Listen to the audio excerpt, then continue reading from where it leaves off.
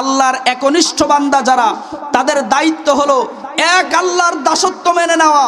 আধিপত্যবাদের, ক্ষমতার ভয় পাওয়া, এটা আল্লাহর যারা একনিষ্ঠ বান্দা তাদের কাজ নয়। যারা গোলামির জিনজির নিজেদের গলায় পরিয়ে নিতে প্রস্তুত, যারা গোলামির জিনজির বরণ করে নিতে প্রস্তুত, শুধুমাত্র কেবলমাত্র তারা আর্থিকভাবে দুনিয়ার স্বার্থের কারণে নিজেকে, নিজের পরিবারকে, নিজের সমাজকে, নিজের দেশকে পর্যন্ত বিক্রি করে দিতে প্রস্তুত। কিন্তু যারা এক আল্লাহর একনিষ্ঠ বান্দা, তারা অবশ্যই সমস্ত প্রকার আধিপত্যবাদের বিরুদ্ধে এক আল্লাহর স্লোগান দিয়ে যাবে মরণের আগ পর্যন্ত। যেমনি ভাবে আমাদের বাংলাদেশে শহীদ আবরার ফাহাদ জীবন দিয়েছে, যেমনি ভাবে আমাদের প্রিয় ভাই ও শহীদ শরীফ ওসমান হাদি জীবন দিয়েছে, কিয়ামত পর্যন্ত আল্লাহর জমিনে আল্লাহর দ্বীনকে প্রতিষ্ঠা করার জন্য আল্লাহর একনিষ্ঠ বান্দারা জীবন দিয়ে যাবে। হাত তুলে বলেন ঠিক না বেঠে? আল্লাহু আকবার, আল্লাহু আকবার। এ আকাশে বাতাস অপরূপ ধরা, তোমার স্নেহ মায়া প্রেম প্রীতি ভরা। তুমি আছো সবখানে সবার পাশে, ভালোবাসার সীমা বেশে। তুমি আছো সবখানে সবার পাশে, ভালোবাসার সীমা বেশে। হৃদয়ের শত চাওয়া তোমায় কাছে পাওয়া, হৃদয়ের শত চাওয়া তোমায় কাছে পাওয়া। মানি না কভু ওগো তোমাকে ছাড়া। এ আকাশে বাতাস অপরূপ ধরা, তোমার স্নেহ মায়া প্রেম প্রীতি ভরা। সব কিছুর একটাই মোহনা তুমি, যার ধারা বহমান সারা পৃথিবী। সব কিছুর একটাই মোহনা তুমি, যার ধারা বহমান সারা পৃথিবী। অমিয় সুধা হেথা তোমার যত কথা, সবখানে তোমার করুণা ঘেরা। এ আকাশে বাতাস অপরূপ ধরা, তোমার স্নেহ মায়া প্রেম প্রীতি ভরা। শারীরিক সুস্থতার কদর করো। শারীরিকভাবে সুস্থতা পেয়ে আল্লাহ তাআলা রব্বুল আলামিনের নাশুকরি করো না। শারীরিক সুস্থতার কারণে যারা অহংকার করেছিল, আল্লাহ তাআলা রব্বুল আলামিনের নবীর বিরুদ্ধে যারা ষড়যন্ত্র করেছিল, রব্বুল আলামিন তাদেরকে জমিনের মধ্য থেকে নিশ্চিহ্ন করে দিয়েছেন। সেই জাতির নাম হলো আদ এবং সামুদ জাতি। আদ জাতির লোকেরা, সামুদ জাতির লোকেরা, আল্লাহ তাআলা রব্বুল আলামিন তাদেরকে শারীরিকভাবে এত সক্ষমতা দান করেছিলেন, সৌদি আরবের আল উলা শহরে তার নিদর্শন এখনো পর্যন্ত স্পষ্টভাবে বিদ্যমান। আল্লাহ তাআলা রব্বুল আলামিন আদ এবং সামুদ জাতিকে এত বেশি শক্তিশালী করেছিলেন, সৌদি আরবের বিশাল বিশাল পাহাড় কেটে, পাহাড়কে কারুকার্য করে সেখানে ঘর তারা তৈরি করতেন। আল উলা শহরে যার মেসাল, যার উদাহরণ, যেগুলো এখনো পর্যন্ত স্পষ্টভাবে বিদ্যমান, পাহাড় কেটে তারা কারুকার্য করত। আল্লাহ তাআলা রব্বুল আলামিন তাদেরকে শারীরিকভাবে এত সক্ষমতা দান করেছিলেন। ইট বালু সিমেন্ট দিয়ে, কংক্রিট দিয়ে এখন মানুষ বিল্ডিং করতে যে হিমশিম খায়, আর আল্লাহ তাআলা রব্বুল আলামিন তাদেরকে কত সক্ষমতা দিয়েছিলেন, তারা পাহাড় কেটে কেটে ঘর তৈরি করত। কত সুন্দর সেই ঘরগুলো এখনো পর্যন্ত বিদ্যমান রয়েছে। রব্বুল আলামিন যখন তাদেরকে শারীরিকভাবে এত সক্ষমতা দান করলেন, তখন তারা অহংকারী হয়ে উঠল। আল্লাহ তাআলা রব্বুল আলামিন তাদেরকে সঠিক পথে আনার জন্য একজন নবী প্রেরণ করলেন। রব্বুল আলামিন কোরআনে কারীমের মধ্যে বলেন, ওয়া ইলা আদিন আখাহুম হুদান ক্বালা ইয়া কওমি ইবুদুল্লাহা মা লাকুম মিন ইলাহিন গায়রুহু আফালা তাত্তাকুন।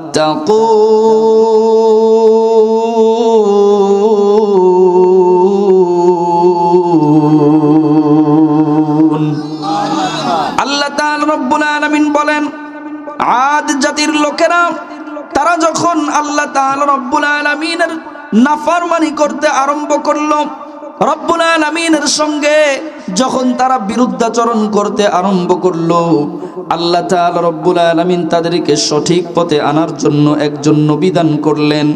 রব্বুল আলামিন বলেন, সেই নবীর নাম হলো হযরতে হুদ আলাইহিস সালাতু ওয়াস সালাম। হযরতে হুদ পয়গম্বর তাদেরকে ডেকে বললেন, ইয়া কওমি ইবুদুল্লাহ, তোমরা এক আল্লাহর ইবাদত করো। হুদ আলাইহিস সালাতু ওয়াস সালাম তাদেরকে বললেন, তোমরা এক আল্লাহর ইবাদত করো। আল্লাহ তাআলা রব্বুল আলামিনের শরণ থেকে তোমরা গাফেল হয়ো না, কারণ তোমাদেরকে শক্তি সামর্থ্য যিনি দিয়েছেন, জোরে বলেন তিনি কে? যুগে যুগে যত নবী পৃথিবীতে এসেছেন, সমস্ত নবী মানুষদেরকে একটাই দাওয়াত দিয়েছেন, তোমরা এক আল্লাহর ইবাদত করো, এক আল্লাহর শরণ থেকে তোমরা গাফেল হয়ো না।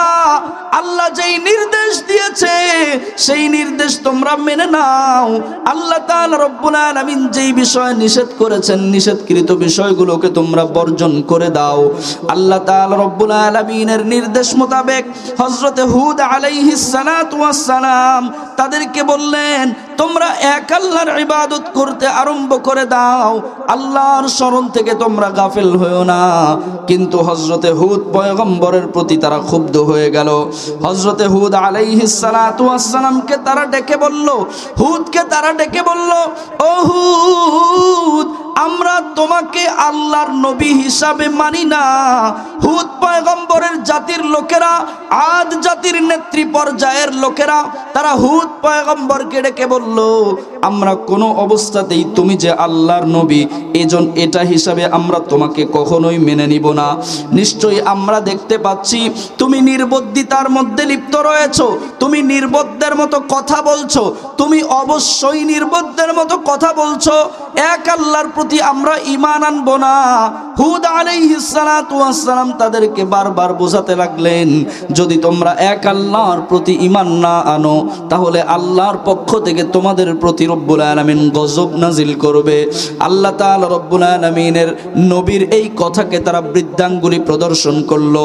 হুদ আলাইহিস সালাতু ওয়াস সালামকে তারা ডেকে বলল, তুমি যদি আল্লাহর পক্ষ থেকে আযাব আনতে চাও, তাহলে কেমন পারো আমাদেরকে আযাব দিয়ে দেখাও। নাউজুবিল্লাহ। বলছে, ইনকুম তামিনাস সাদিকিন, যদি তুমি সত্যবাদী হয়ে থাকো তোমার দাবিতে, তাহলে কেমন পারো আল্লাহর পক্ষ থেকে আমাদেরকে আযাব এনে দেখাও। নাউজুবিল্লাহ বলেন। সমাজের মধ্যেও কিছু মানুষ আছে না? আচ্ছা, নবীদের দায়িত্ব ছিল এক আল্লাহর দিকে ডাকা। এখন কি পৃথিবীতে নবীরা আছে? তাহলে নবীদের এই দায়িত্ব ওলামায়ে কেরামের। ওলামায়ে কেরাম বলেন, সৃষ্টি যার আইন চলবে তার, সৃষ্টি যার আইন চলবে তার। শুধুমাত্র ওলামায়ে কেরাম নয়, আল্লাহর একনিষ্ঠ বান্দা যারা, তাদের দায়িত্ব হলো এক আল্লাহর দাসত্ব মেনে নেওয়া। কোনো আধিপত্যবাদের ক্ষমতার ভয় পাওয়া, এটা আল্লাহর যারা একনিষ্ঠ বান্দা তাদের কাজ নয়।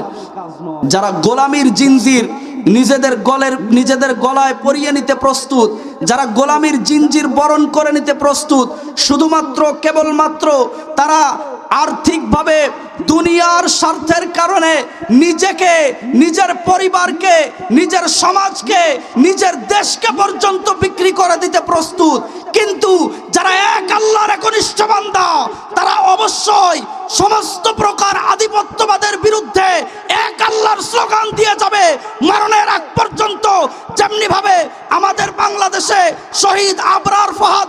দিয়েছে, যেমনি ভাবে আমাদের প্রিয় ভাই ও শহীদ শরীফ ওসমান হাদি জীবন দিয়েছে, কিয়ামত পর্যন্ত আল্লাহর জমিনে আল্লাহর দ্বীনকে প্রতিষ্ঠা করার জন্য আল্লাহর একনিষ্ঠ বান্দারা জীবন দিয়ে যাবে।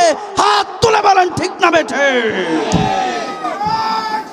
আল্লাহু আকবার, আল্লাহু আকবার। সম্মানিত উপস্থিতি, নবীদের কাজ ছিল এক আল্লাহর দিকে ডাকা।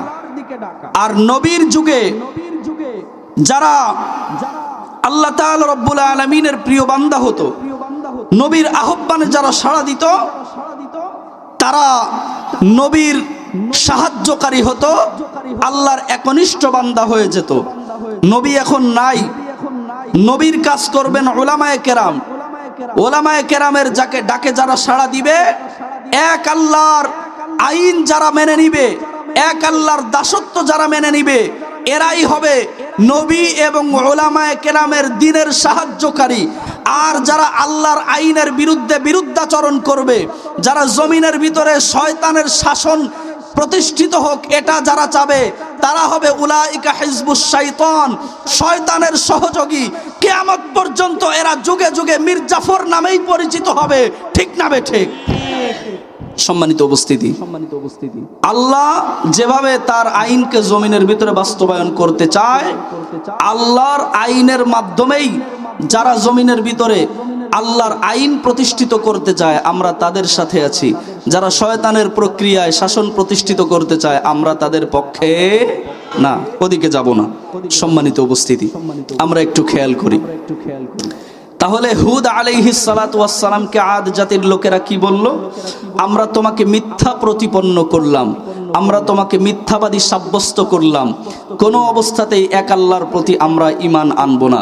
হযরতে হুদ আলাইহিস সালাতু ওয়াস সালামকে তারা আরো উদ্ধত্ত পোষণ করে বলল, কেমন পারো তোমার আল্লাহর পক্ষ থেকে আযাব এনে দেখাও, তোমার কেমন ক্ষমতা।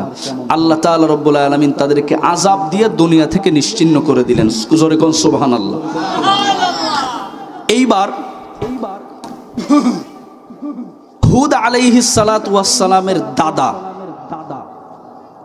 ওনার দাদার দুই সন্তান ছিল, অর্থাৎ হযরতে হুদ আলাইহিস সালাতু ওয়াস সালামের চাচা তার এক সন্তান ছিল, সেই সন্তানের নাম হচ্ছে হযরতে সালেহ আলাইহিস সালাতু ওয়াস সালাম। হুদ আলাইহিস সালাতু ওয়াস সালামের জাতিকে আল্লাহ নিশ্চিহ্ন করে দিয়েছেন। একই দাদার সন্তান, তার নাম হচ্ছে একই দাদার আরেক পুত্র, তার নাম হচ্ছে হযরতে সালেহ আলাইহিস সালাতু ওয়াস সালাম। এরাও একইভাবে এক আল্লাহর নাফরমানিতে লিপ্ত হলো। তারা আল্লাহকে বাদ দিয়ে পাঁচ খোদার ইবাদত করত। হুদ আলাইহিস সালাতু ওয়াস সালামের জাতি আদ জাতি, তারাও পাঁচ খোদার ইবাদত করত। আর সালেহ পয়গম্বর তার জাতীয় পাঁচ খোদার ইবাদত করত।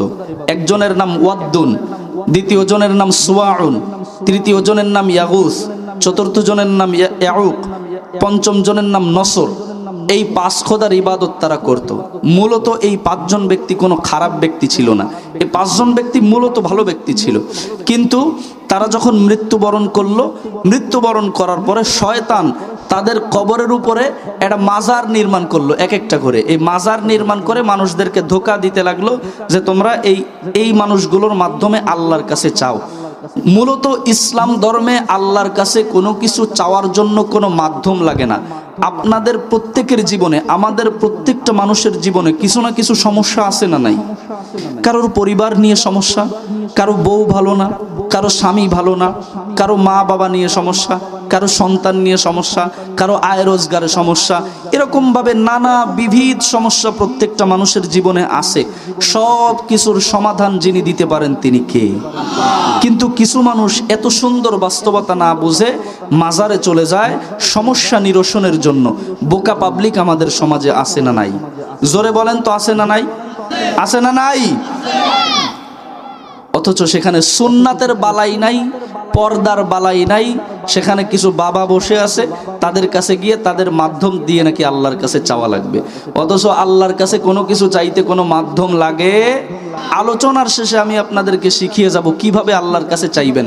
খোদার কসম দিয়ে বলছি, আমি আমার জীবনে যখনই সমস্যায় পড়ি তখনই আমি একটা সিস্টেমে আল্লাহর কাছে বলি, আর আল্লাহ আমার বিপদকে দূর করে দেয়। সুবহানাল্লাহ। তাহলে বাবাদের কাছে চেয়ে কোনো কিছু পাওয়া যাবে? খাজার দরবার কোনো কিছু দিতে পারবে?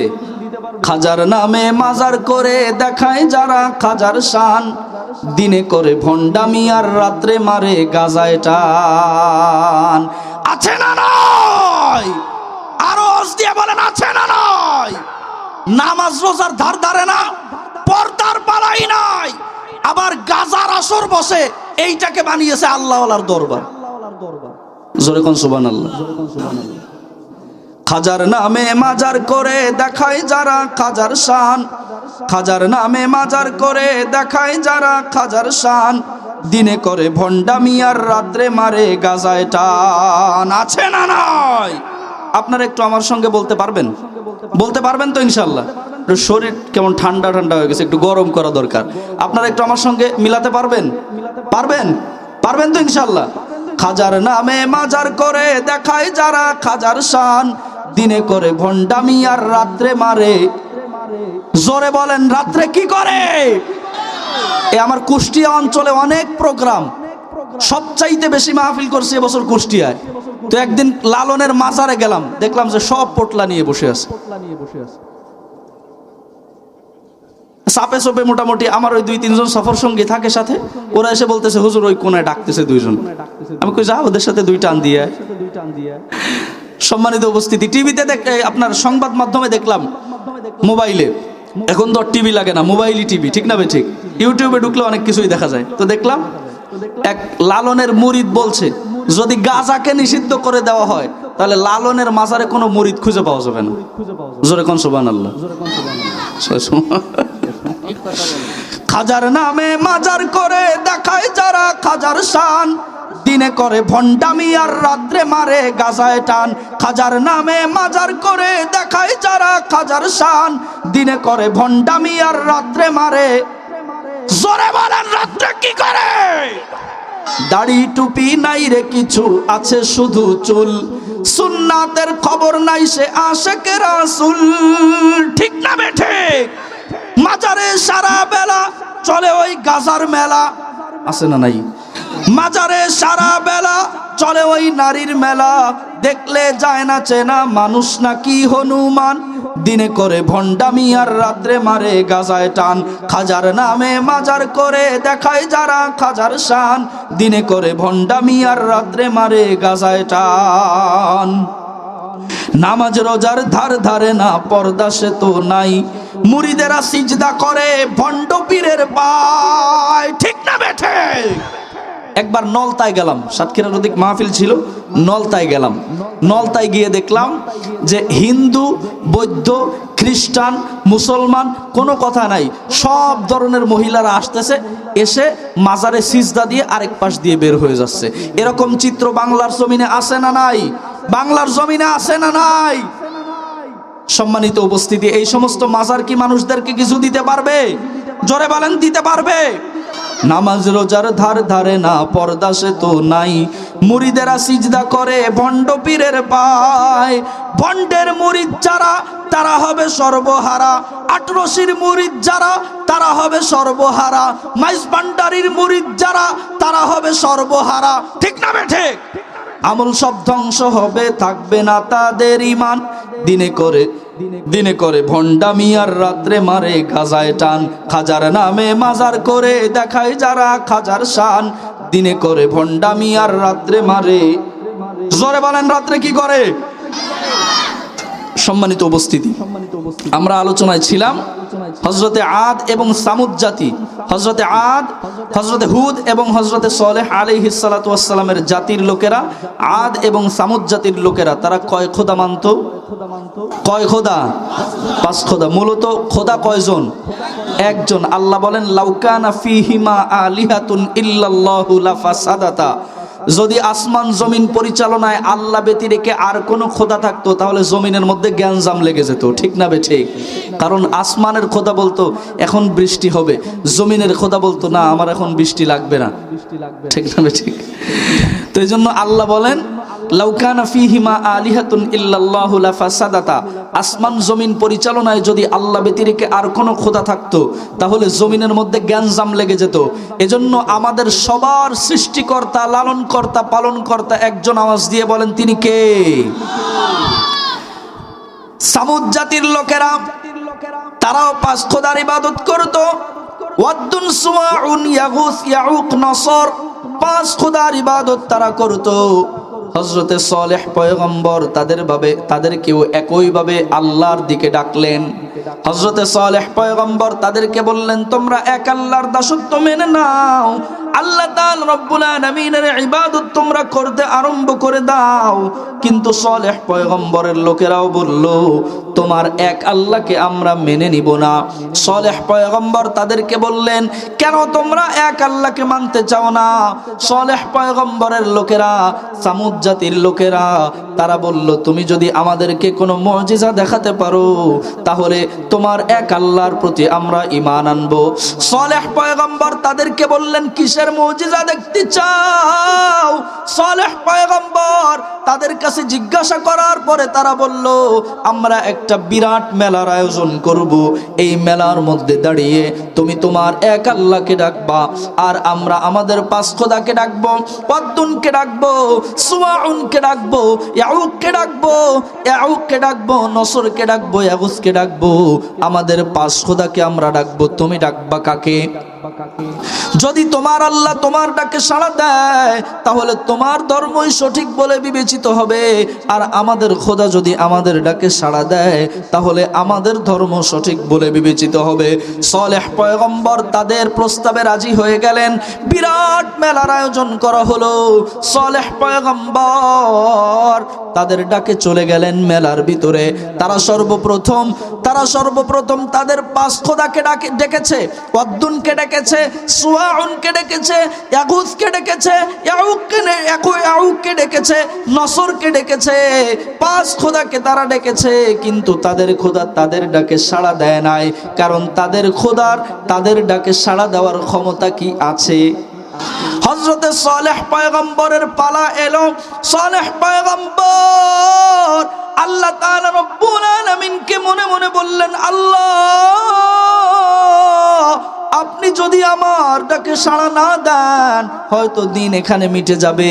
হযরতে সালেহ পয়গম্বরকে যখন বারবার জোরাজুরি করতে লাগলো, সালেহ পয়গম্বর চিৎকার দিয়ে রব্বুল আলামিনকে ডাক দিয়ে বললেন, আল্লাহ। হযরতে সালেহ পয়গম্বর যখন আল্লাহকে ডাক দিয়েছে, আল্লাহ তাআলা রব্বুল আলামিন একবারে সালেহ পয়গম্বরের ডাকে সাড়া দিয়েছে। বলেন সুবহানাল্লাহ। সালেহ পয়গম্বরের ডাকে যখন রব সাড়া দিয়া দিলেন, এবার জাতির লোকেরা, সামুদ জাতির লোকেরা হযরতে সালেহকে বলছে, ও সালেহ, তোমার আল্লাহর কাছে আমাদের পক্ষ থেকে একটা আরজি পেশ করো। সালেহ পয়গম্বর বললেন, কিসের আরজি? তারা বলছে, তোমার আল্লাহকে বলো, আইয়ুন ইয়ানানা কাতাম মিন হাদিহিস সখরা, এই যে পাশেই বিরাট বিরাট পাহাড় দেখা যায়, তোমার আল্লাহরে কও এই পাহাড়ের মধ্য থেকে একটা উটনি বের করে দিতে। পাহাড়ের মধ্যে কি কোনো উট থাকে? এমন ভাবে বলতেছেন মনে হয় যেন আমাদের ইটভাটায় তো একটা উট থাকে। আছে নাকি উট? পাহাড়ের ভিতরে এমনি এমনি উট থাকে নাকি? হযরতে সালেহ পয়গম্বর যখনই আল্লাহরে বলতে যাবে, কয় না, পাহাড়ের মধ্যে উট থাকলেও থাকতে পারে। কত বড় অথর্ব চিন্তা করছেন! কয় পাহাড়ের ভিতরে উট থাকলেও থাকতে পারে। তারা বলছে, আমরা একটা পাথর আমরা নির্দিষ্ট করে দিব, ওই পাথর ফেটে তারপর উট বেরোনো লাগবে। সুবহানাল্লাহ কোন? হযরতে সালেহ পয়গম্বর তাদের প্রস্তাবে রাজি হলেন। তারা একটা পাথরকে নির্দিষ্ট করে দিয়ে বলছে, তোমার আল্লাহরে বলো এই পাথরটা যেন ফেটে উটনি বের হয়ে যায়। হযরতে সালেহ পয়গম্বর তাদের প্রস্তাবে রাজি হলেন। হযরতে সালেহ পয়গম্বরকে যখন পাথর নির্দিষ্ট করে দেওয়া হলো, আল্লাহ তাআলা রব্বুল আলামিনের কাছে আবেদন করেছেন সালেহ পয়গম্বর, সঙ্গে সঙ্গে পাথর ফেটে হযরতে সালেহের জাতির লোকের সামনে, সামুদ জাতির লোকের সামনে একটা জলজ্যান্ত উট চলে এসেছে। বলেন সুবহানাল্লাহ। চিৎকার দিয়ে কোন সুবহানাল্লাহ। পাথর ফেটে উটনি বের করে দিয়েছেন কে? উটনি বের হয়ে এসেছে, একেবারে তার পেটের ভিতরে আরেকটা উটনি, অর্থাৎ মা উট, তার স্তনটা দুধে পরিপূর্ণ। সালেহ পয়গম্বরকে ডাক দিয়ে বলছে, ও সালেহ, এই উটনির দুধ আমরা পান করতে চাই। হযরতে সালেহ পয়গম্বর তাদেরকে বললেন, কতটুকু দুধ তোমরা পান করতে চাও? এক অঞ্জলি ভরে যদি তোমরা দুধ পান করো তাহলে তোমাদের তৃষ্ণা মিটে যাবে না, কারণ এই দুধ স্বয়ং আল্লাহ তাআলা রব্বুল আলামিন এই উটনির স্তনের মধ্যে দিয়েছেন। এজন্য তোমরা একটা কাজ করো, বাড়িতে চলে যাও, যার যার পাত্র নিয়ে চলে আসো, পাত্রগুলোকে তোমরা সিরিয়াল দিয়ে লাইন দিয়ে দাঁড় করিয়ে দাও। একজনের পাত্র ভরে যাবে, আরেকজনেরটা তোমরা পেতে দিবা, তারটাও পরিপূর্ণ হয়ে যাবে, আরেকটা তোমরা দুধের স্তনের নিচে দিবা দুধ নেওয়ার জন্য। এভাবে করে তোমরা তোমাদের সবার পাত্রগুলো পরিপূর্ণ করে দিবা। হযরতে সালেহ পয়গম্বরের কথা শুনে তারা আশ্চর্যান্বিত কিংকর্ত বিমূঢ় হয়ে তারা সবাই বাড়ি থেকে পাত্র এনে সবাই উটনির স্তন থেকে দুধ নেওয়ার পরেও জমিনের মধ্যে অতিরিক্ত দুধ পড়ে যায়। বলেন সুবহানাল্লাহ। সালেহ পয়গম্বর তাদেরকে একটা রেস্ট্রিকশন দিলেন, তাদের উপরে একটা নিষেধাজ্ঞা জারি করলেন। সালেহ পয়গম্বর তাদেরকে বললেন, তোমরা আল্লাহর মুজিজা দেখতে চেয়েছো, রব্বুল আলামিন মুজিজার জন্য তোমাদেরকে একটা উটনি দেখাইলেন যেটা পাথর ফেটে তোমাদের মধ্যে এসেছে। এটা কার নিদর্শন? চিৎকার দিয়ে বলেন, কার নিদর্শন? সালেহ পয়গম্বর তাদেরকে বললেন, হাদিহি নাকাতুল্লাহ, এটা আল্লাহর নিদর্শন। কোনো অবস্থাতেই তোমরা আল্লাহর উটনিটার সঙ্গে বাজে আচরণ করো না, আল্লাহর উটনিটাকে তোমরা খারাপভাবে স্পর্শ করো না, আল্লাহর এই উটনিটার তোমরা ক্ষতি সাধন করো না, এটাকে তোমরা জমিনের মধ্যে ছেড়ে দাও, যেখান থেকে তার খেতে মন চাইবে সেখান থেকে সে ঘাস খাবে। হযরতে সালেহ পয়গম্বর যখন তাদেরকে এই কথা বললেন, সালেহ পয়গম্বরের দাবি তারা মেনে নিল না। যদি আল্লাহর এই নিদর্শন তাদের সামনে দিয়ে ছুটে বেড়ায় তাহলে তাদের পাঁচ খোদা, তারা যেই পাঁচ খোদার ইবাদত করত, এই পাঁচ খোদার আর কোনো কর্তৃত্ব থাকবে না, এই পাঁচ খোদার পূজা আর চলবে না। এজন্য তারা চাইলো আল্লাহর উটনিটাকে তারা জমিন থেকে বিদায় করে দেবে। আল্লাহর উটনিটাকে তারা জমিন থেকে বিদায় করার জন্য 10 সদস্য বিশিষ্ট ডাকাত দল নির্ধারণ করলো। এই ডাকাত দলকে বলে দিল, আল্লাহর উটনিটাকে তোমরা জমিন থেকে বিদায় করে দিবা, নিশ্চিন্ন করে দিবা। এই 10 সদস্য বিশিষ্ট ডাকাত দল হযরতে সালেহ পয়গম্বরের উটনিটাকে রাতের বেলা বিদায় করে দিয়েছে। হযরতে সালেহ পয়গম্বর তাদেরকে বললেন, শোনো, তোমরা যারা আল্লাহর উটনিটাকে জমিন থেকে বিদায় করেছো, আমার কাছে স্বীকারোক্তি দাও। যদি আমার কাছে স্বীকারোক্তি দাও তাহলে যারা এই আক্রমণ করেছো শুধুমাত্র কেবলমাত্র তাদের উপরেই আযাব আসবে। আর যদি তোমরা আমার কাছে স্বীকারোক্তি না দাও তাহলে আল্লাহ তাআলা রব্বুল আলামিন পুরা জাতিকে ধ্বংস করে দিবেন। কোন সুবহানাল্লাহ। তোমরা স্বীকারোক্তি দাও আমার কাছে, যদি স্বীকারোক্তি না দাও তাহলে পুরা জাতিকে শেষ করে দিবে। আর যদি স্বীকারোক্তি দাও তাহলে শুধুমাত্র কেবলমাত্র যারা অন্যায় করেছো তাদের উপরে আল্লাহর আযাব আসবে। হযরতে সালেহ পয়গম্বর তাদেরকে যখন এই কথা বললেন তখন তারা মনে মনে চিন্তা করলো, আমরা যদি সালেহের কাছে স্বীকারোক্তি নাও দেই তাহলেও আল্লাহর নবী যেহেতু, এজন্য সালেহকে জানিয়ে দিবেন কে? এই জন্য তারা চিন্তা করলো সালেহকে জানিয়ে দেওয়ার পূর্বেই সালেহরে আমরা দুনিয়া থেকে বিদায় করে দেব। নাউজুবিল্লাহ। আল্লাহ বলেন, ওয়ামাকারু মাকর ওয়ামাকারনা মাকর ওহুম লা ইয়াশউরুন। তারা চক্রান্ত করবে উলামায়ে কেরামের বিরুদ্ধে, আর উলামায়ে কেরামের পক্ষে যিনি আছেন তিনি কে? তারা চক্রান্ত করবে, তারা আয়নাঘর রেডি করবে, তারা গুম করবে, তারা খুন করবে, তারা ফাঁসির মঞ্চে ঝোলাবে, তারা এমন অবস্থা করবে জমিন থেকে নিশ্চিহ্ন করে দিতে চাইবে। চরম ক্ষমতা যখন তাদের হাতে চলে আসবে, টাকা পয়সা ধন সম্পদ যখন চলে আসবে, শারীরিক সুস্থতার কদর যখন তারা বুঝবে না, তখন উলামায়ে কেরামের বিপক্ষে লাগবে। তারা টাকা পয়সা ধন সম্পদের মোহে পড়ে তারা এক একটা দলকে নিশ্চিহ্ন করে দিতে চাইবে, আল্লাহর দলকে নিশ্চিহ্ন করে দিতে চাইবে।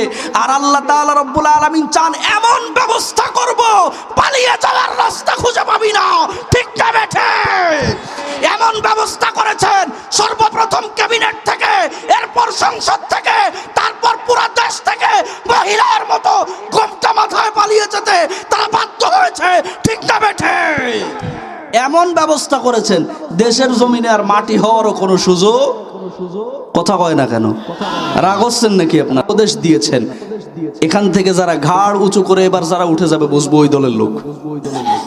দেখি মাহফিলের শেষ পর্যন্ত কোনটা ওঠে, এদিকে ওদিক খেয়াল রাখবেন। পারবেন তো ইনশাআল্লাহ? বলছিলাম 1 ঘন্টা আলোচনা করবো, সে 1 ঘন্টা তো হয়েই গেল। আর চলবে? আর 10-15 মিনিট চলবে? সম্মানিত উপস্থিতি,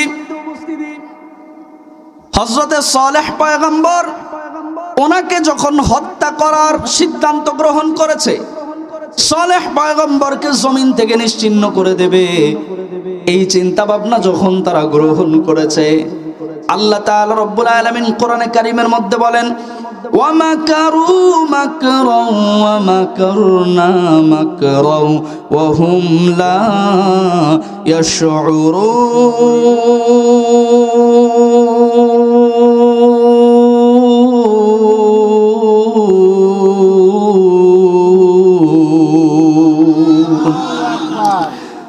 তারা আমার নবীর বিরুদ্ধে চক্রান্ত করেছে, আর আমি আল্লাহ তাআলা রব্বুল আলামিন তাদের চক্রান্তের সমুচিত জবাব দেওয়ার জন্য প্রস্তুত আছি। বলেন সুবহানাল্লাহ। এই 10 সদস্য বিশিষ্ট ডাকাত দল সর্বপ্রথম রাতের বেলা সালেহ পয়গম্বরকে হত্যা করার জন্য রওনা করেছে। কে যেন তাদেরকে বাধাগ্রস্ত করে দিয়েছে, কোন সুবহানাল্লাহ। দ্বিতীয়বার তারা আবার সালেহকে হত্যা করার উদ্দেশ্যে বের হয়েছে, কে যেন তাদেরকে আবার বাধাগ্রস্ত করেছে।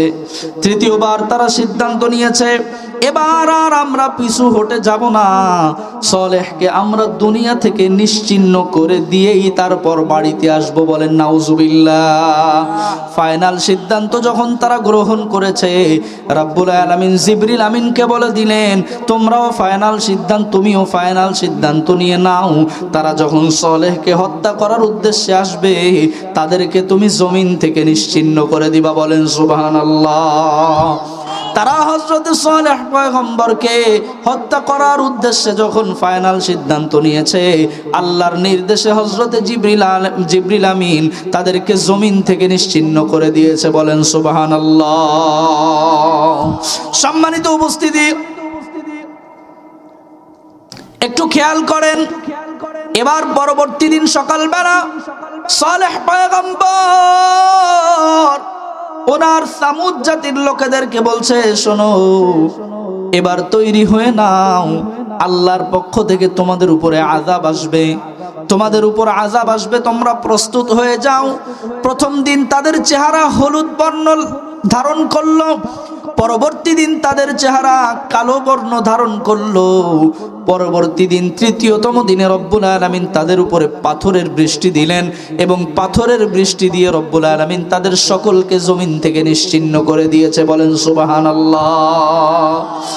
এই আদ এবং সামুদ জাতির লোকেরা কিসের মোহে তারা আক্রান্ত হয়েছিল? শারীরিক সুস্থতার কারণে তাদের অন্তরে অহংকার এসেছে। শারীরিকভাবে তারা সুস্থ ছিল, সুঠাম দেহের অধিকারী ছিল, এজন্য তাদের অন্তরে অহংকার এসেছে। অহংকার আসার পরে আল্লাহর নাফরমানি করেছে, আল্লাহ তাআলা রব্বুল আলামিন তাদেরকে জমিন থেকে নিশ্চিহ্ন করে দিয়েছেন। বলেন সুবহানাল্লাহ। এই জন্য শারীরিকভাবে যদি কেউ সুস্থ হয়, যদি কেউ সুস্থতা অর্জন করতে পারে, তাহলে তার কি অহংকার করা যাবে? অহংকার করা যাবে? শারীরিকভাবে সুস্থ হলেই কি অহংকার করা যাবে? অহংকার করা যাবে। 3 কারণে মানুষদের অন্তরে অহংকার আসে। তার 1 নম্বর কারণ কি বলেছিলাম? শারীরিকভাবে যদি কোনো মানুষ সুস্থ হয়, সুস্থতা যদি কোনো মানুষের থাকে, তাহলে ওই মানুষটা অহংকারী হয়। দ্বিতীয় নম্বর, টাকা পয়সা ধন সম্পদ যদি কোনো মানুষের থাকে, তাহলে এই মানুষটা কি হয়? অহংকারী হয়। টাকা পয়সা ধন সম্পদের কারণে অহংকারী হয়েছে, আর আল্লাহ তাআলা রব্বুল আলামিন তাকে জমিন থেকে নিশ্চিহ্ন করে দিয়েছেন। এমন দৃষ্টান্ত আছে না নাই? জোরে বলেন, আছে না নাই? ধন সম্পদ জমিনের ভিতরে সব চাইতে আল্লাহ তাআলা রব্বুল আলামিন একজনকে দিয়েছিলেন। তার নাম কি কন্ত? তার নাম কি? ফেরাউনের তো নেতৃত্ব দিছিলেন। হ্যাঁ তো মাশাআল্লাহ, আপনাদের তো মনে আছে। কারে টাকা পয়সা বেশি দিছিলেন? কারুনকে। কারুনকে আল্লাহ তাআলা রব্বুল আলামিন অনেক সম্পদ দান করেছিলেন, অনেক সম্পত্তি আল্লাহ তাআলা রব্বুল আলামিন কারুনকে দান করেছিলেন। সম্পত্তি পাওয়ার কারণে কারুন কি হয়েছিল? অহংকারী হয়েছিল। সম্পদ পাওয়ার কারণে কারুন অহংকারী হয়েছিল। অহংকারী হয়ে মানুষদের সঙ্গে অন্যায় অত্যাচার করত। একটু মিলাবেন কারুনের ঘটনার সঙ্গে, যে যাদের সমাজে টাকা পয়সা ধন সম্পদ আছে কারুনের মতো তারা অহংকারী কিনা। যদি মিলে যায় তাহলে কারুনের রক্তের আপন চাচাতো ভাই সেই লোক। আল্লাহ তাআলা রব্বুল আলামিন বলেন, ইন্না কারুনা কানা মিন কওমি মূসা ফাবাগা আলাইহিম ওয়া আতাইনাহু মিনাল কুনুজি মা ইন্না মাফাতিহাহু লাতানু বিল উসবাতি উলিল কুওয়া إذ قال له قومه لا تفرح إن الله لا يحب الفرحين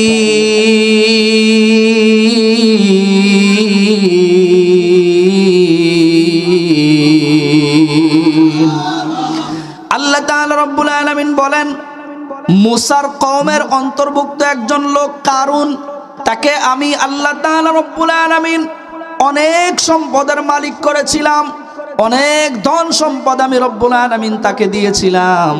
এত বেশি সম্পত্তি কারুনকে আমি দান করেছিলাম। সম্পত্তি পাওয়ার কারণে কারুন ঔদ্ধত্য পোষণ করেছিল, কারুন অহংকারী হয়েছিল। কত বেশি সম্পত্তি আমি আল্লাহ তাআলা রব্বুল আলামিন কারুনকে দান করেছিলাম জেনে নাও। রব্বুল আলামিন বলেন, কারুনের সিন্ধুকের চাবিগুলোকে বহন করার জন্য 100 উট লাগতো। সুবহানাল্লাহ। কত উট? 100 উট লাগতো কারুনের সিন্ধুকের চাবিগুলো বহন করার জন্য। এত সম্পদ বর্তমান জামানায় কোন লোকের আছে? আছে? এই সম্পদ যখন পেয়ে গেল কারুন, তখন সে মানুষদের সঙ্গে অন্যায় অত্যাচার করতে আরম্ভ করলো। সমাজের গুণী মানুষদেরকে হত্যা করতে লাগলো। গুণী মানুষদের বিরোধিতা করার জন্য তারা ডাকাত দলকে টাকা দিয়ে সেই সমস্ত মানুষদের বিরুদ্ধে লেলিয়ে দিত কারুন।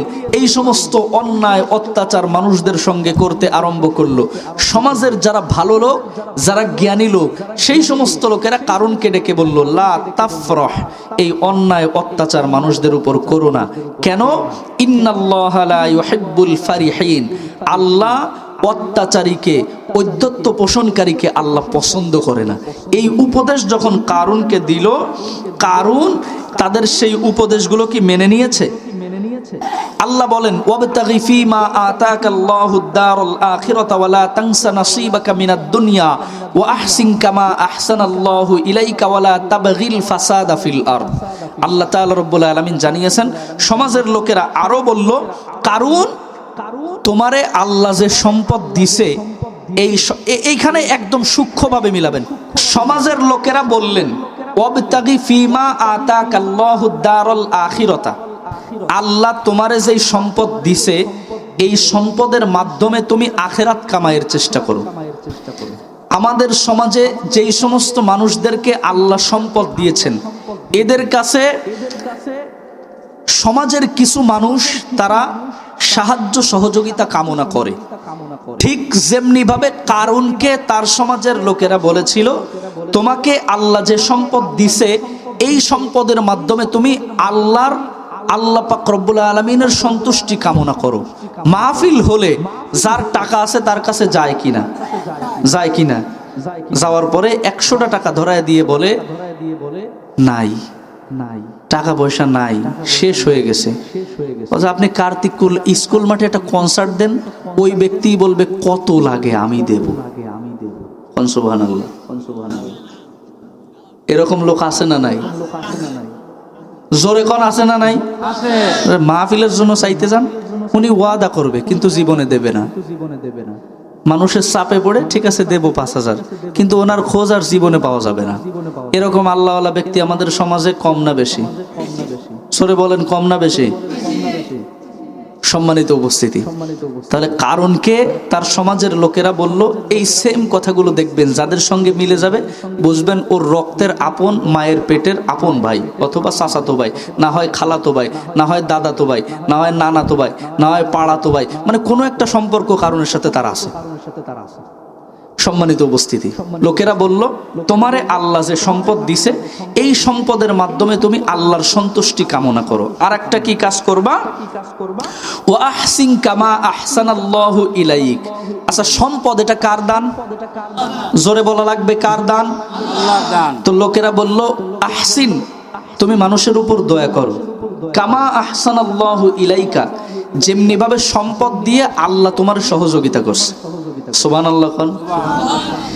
যখন সমাজের লোকেরা এই কথাগুলো বললেন, কারুন একটা উত্তর দিল, যেই উত্তরটা বর্তমান সমাজের কিছু মানুষ দেয়। কারুন একই ধরনের উত্তর দিল। একই সুরে কথা বললে একই দলের লোক সাব্যস্ত করা হয়।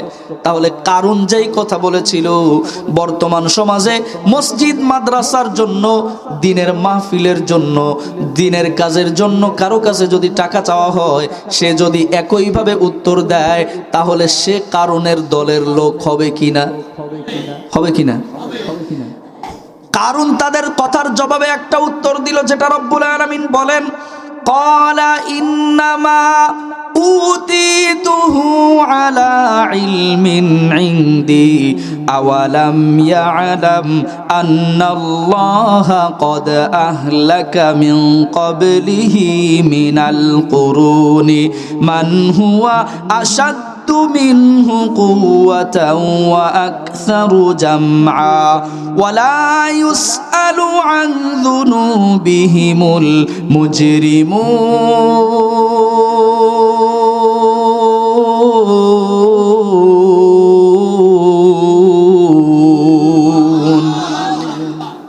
কারুন বলল ইন্নামা উতিতুহু আলা ইলমিন ইনদি, এই যে সম্পদ তোমরা আমার দেখতেছো, এই সম্পদ আল্লাহ আমারে দেয় নাই।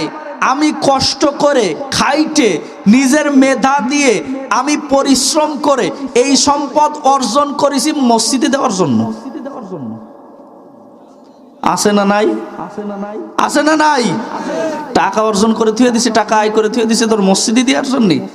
এরকম কথা বলার লোক আমাদের সমাজে আছে না নাই?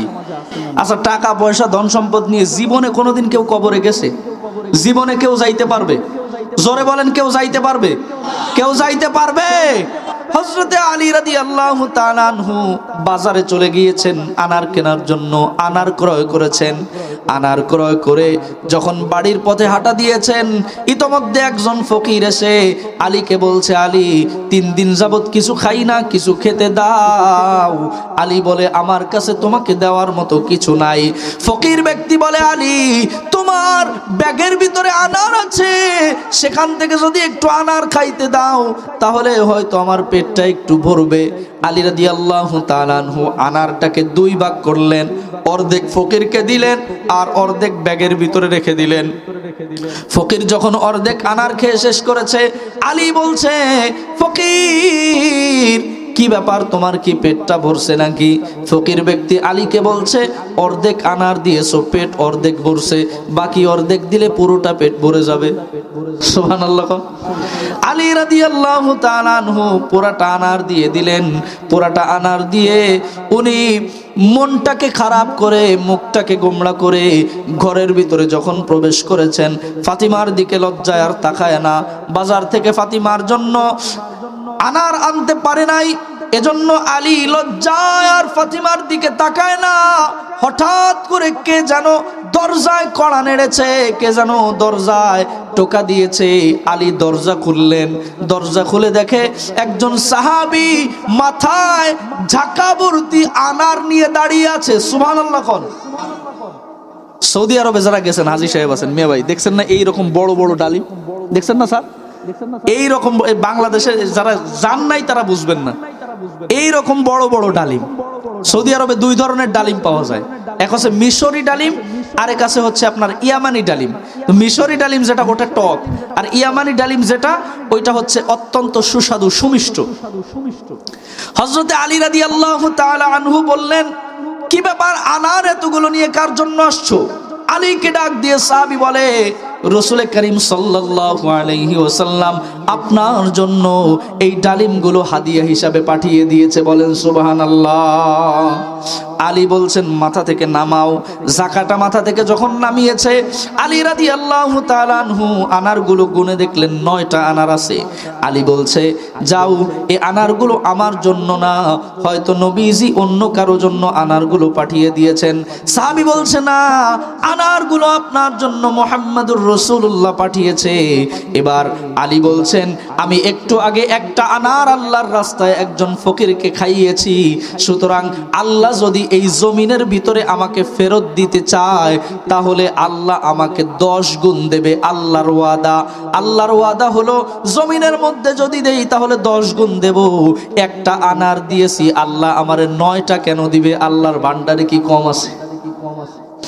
এইবার আলী রাদিয়াল্লাহু তাআলা আনহু যখন এই কথা বললেন, ওই সাহাবী নিজের চাদরের মধ্য থেকে একটা আনার বের করে দিয়ে আলীকে বলছে, আলী, আমি তোমাকে পরীক্ষা করতে চেয়েছিলাম, নবীজি মুহাম্মদুর রাসূলুল্লাহ সাল্লাল্লাহু আলাইহি ওয়াসাল্লাম তোমার জন্য 10টা আনারই আমার কাছে পাঠিয়েছে। বলেন সুবহানাল্লাহ।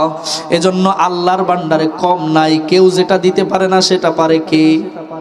এজন্য সম্মানিত হাজিরিন, যদি কেউ তার নিজের জীবনে বরকত চান, নিজের জীবনের সমস্যা দূর করতে চান, যদি কেউ নিজের জীবনের অসুবিধাগুলো দূর করতে চান, তাহলে মসজিদে দান করেন। আপনার অসুবিধাগুলো তো দূর হবেই। কিয়ামত পর্যন্ত এই মসজিদে যত মানুষ নামাজ পড়বে আপনার জন্য, আপনার মৃত বাবা, মৃত দাদা, আপনার 14 গোষ্ঠীর কবরে কিয়ামত পর্যন্ত সব পৌঁছাইতে থাকবে। জোরে কোন সুবহানাল্লাহ।